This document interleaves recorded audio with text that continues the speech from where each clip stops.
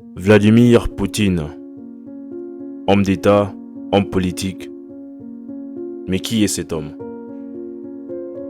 Vladimir Poutine, de son vrai nom, Vladimir Vladimirovitch Poutine, est né le 7 octobre 1952 à Leningrad, actuel Saint-Pétersbourg, en Russie.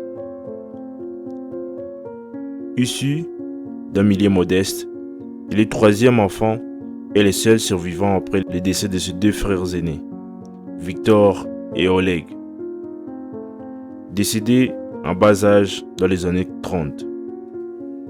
Après la Seconde Guerre mondiale, ses parents trouvent un emploi à l'usine ferroviaire de Leningrad. Très sportif, Vladimir Poutine pratique le judo et le sambo, un sport de combat russe qui lui permet de participer à de nombreuses compétitions. En 1970, il s'inscrit à l'université de Leningrad, d'où il sort diplômé en droit en 1975. La même année, il débute sa carrière comme officier du KGB.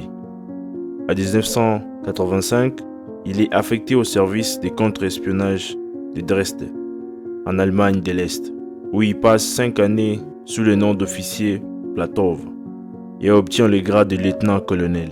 De retour en Russie, il devient conseiller directeur de l'université de Leningrad, Anatoly Sobchak, qui fut son professeur pendant ses années universitaires.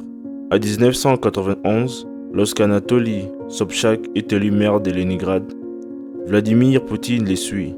Toujours au poste de conseiller, en 1994, il est propulsé premier adjoint du maire de la ville de Leningrad, devenu Saint-Pétersbourg.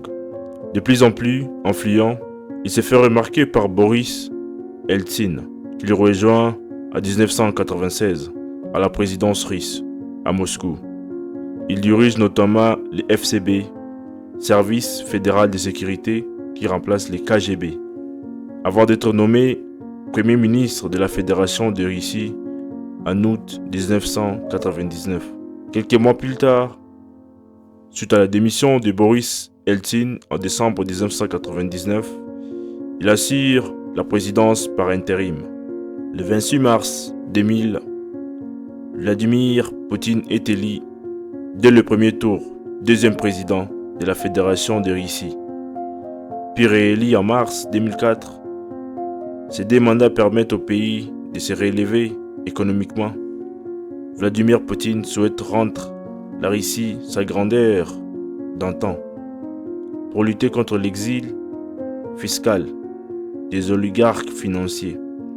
Il emprisonne certains d'entre eux, dont l'ancien président du groupe pétrolier Lukos, Khodorkovsky, emprisonné en Sibérie pendant 10 ans.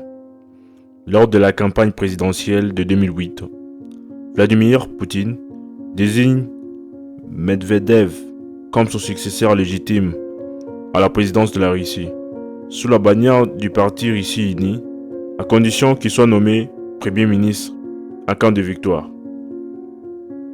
Le 2 mars 2008, Dmitry Medvedev l'emporte dès le premier tour de l'élection et confie la présidence du gouvernement russe à Vladimir Poutine. Le 4 mars 2012, Vladimir Poutine est à nouveau élu président de la Fédération de Russie, puis réélu en mars 2018.